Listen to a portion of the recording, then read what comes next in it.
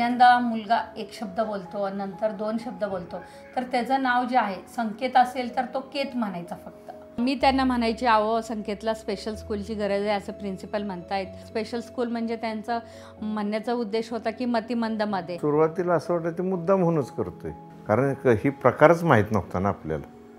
गणितात अवघड जात असेल मला तर मग मी वडिलांशी बोलायचो. त्यांना सोपं वाटत असेल पण मला ते अवघड वाटत असेल तर मग ते रागवायचे.